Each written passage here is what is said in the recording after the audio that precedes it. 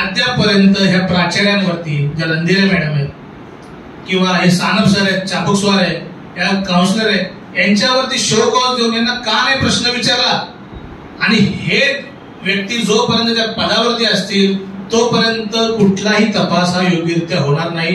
याच्यामध्ये इन्फ्लुएन्स केलं जाईल, तपास भरकणार याच्यामध्ये, आणि हा तपास अद्यापर्यंत भरकटतोच आहे असं माझं स्पष्ट म्हणणं आहे. दुसरी गोष्ट, या कॉलेजमध्ये एक प्राध्यापक आहे, त्या प्राध्यापकावरती 377 सारखा गंभीर गुन्हा चतुष्टंगी पोलीस स्टेशनमध्ये दाखल आहे. अशा प्राध्यापकाला बेस्ट टीचरचा अवॉर्ड सचिन सानप साहेब देतात, म्हणजे ह्या कॉलेजमध्ये जे कल्चर ते डेव्हलप करू राहिले, हे काय कल्चर आहे? हे कुठे कॉलेजचं कल्चर, जे उत्तुंग म्हणजे जी परंपरा आहे वाडिया कॉलेजची, त्या परंपरेला कुठेतरी कळीमा फसण्याचं काम सचिन सानप करतात आहे. आणि आमचं असं म्हणणं आहे की हा तपास अतिशय शंकास्पद, संशयास्पद आहे. कृणाल मुल्ला यांच्याकडून हा तपास काढून घेण्यात यावा, हा तपास SIT कडे देण्यात यावा, तेव्हाच आम्हाला न्याय मिळेल. कारण जर त्या पीडितेला कॉलेज प्रशासनावर जर गुन्हा दाखल झाला नाही तर त्या पीडितेला न्याय मिळणार नाही. कारण वारंवार मुलीचे वडील त्यांना रिक्वेस्ट करतात की साहेब आपल्याला इथे तक्रार केली पाहिजे, आणि नाही तुम्ही तुमच्या मुलीला शाळेत कॉलेजमधून घेऊन जा, तिचं ऍडमिशन रद्द करा, मी तुम्हाला 1 महिना सुट्टी देते, अशा जर त्या प्राचार्य म्हणत असतील, त्या प्राचार्या किती संवेदनशील आहेत. आम्ही पुण्यामध्ये शिकलो, आमचे प्रिन्सिपल होते, कधी बाउन्सर घेऊन फिरले नाही.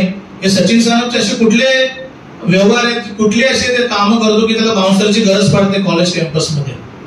हा पण फार चिंतेचा विषय आहे. मग मुलीच्या संरक्षणाचं काय? हे पोलीस विचारत नाही. पोलिसांना आम्हाला फॅक्ट समजून घ्या. पोलीस प्रशासन याचंही उत्तर देत नाही की रात्रभर पीडितेला का बसवून ठेवलं. हे ह्युमन राईट्सने पण याच्यावर संज्ञान घेतलं पाहिजे की रात्रभर पीडितेला का बसवून ठेवलं पोलीस स्टेशनमध्ये. ते त्या पीडितेच्या घरी जाऊन पण स्टेटमेंट घेऊ शकले असते, पण त्यांनी तसं केलं नाही. त्यांना एवढं इन्स्ट्रक्शन होतं की काही करून कॉलेजचं नाव, प्रशासनाचं नाव आलं नाही पाहिजे, आमची नाव आली नाही पाहिजे. याचा सखोल तपास होण्यासाठी SIT नेमणं गरजेचं आहे.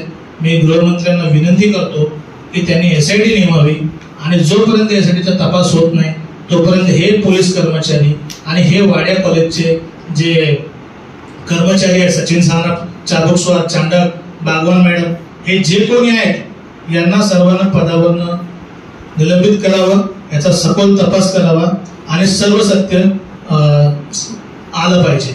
आणि निर्णय देण्यासाठी, न्याय करण्यासाठी न्यायालय बसलंय. पोलिसांनी मिनी ट्रायल चालू नये, किंवा या ज्यांनी मिनी ट्रायल चालवली या सचिन सानप साहेबांवरती कठोरातली कठोर कारवाई व्हावी, हे मी तुमच्या मार्फत त्यांना निवेदन देतो. तुम्ही प्रश्न विचारू शकता.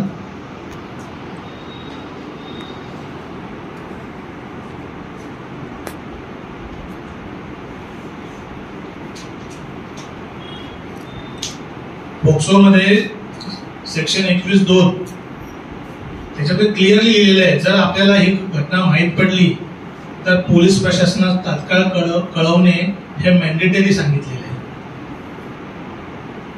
आज 16 15 दिवस जर स्टेटमेंट मुलीचं जर FIR गुन्हा दाखल होत नसेल, तपास कधी करणार पोलीस?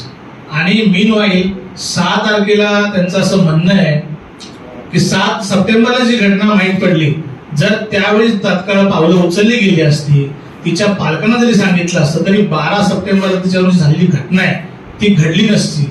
आणि त्या 12 तारखेला जी घटना घडली त्याला जबाबदार हे कॉलेज प्रशासन, सचिन सानप, बागवान, प्राचार्य रंधिरे, चाबुक स्वार आणि चांडक सर हे आहे.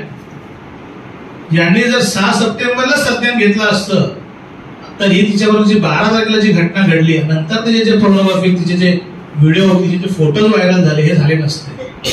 म्हणजे एवढ्या मोठ्या पदावरती राहून सुद्धा यांना संवेदनशीलता नाही, त्या प्रकाराचं जे घडलेलं आहे त्याचं त्यांना गांभीर्य नाही, तर अशा व्यक्तींना त्या पदावर येण्याचा कुठलाही नैतिक अधिकार नाही. आणि त्यांनी नैतिक जबाबदारी घेऊन त्यांनी सुद्धा राजीनामा द्यावा आणि तपासात सहकार्य करावा.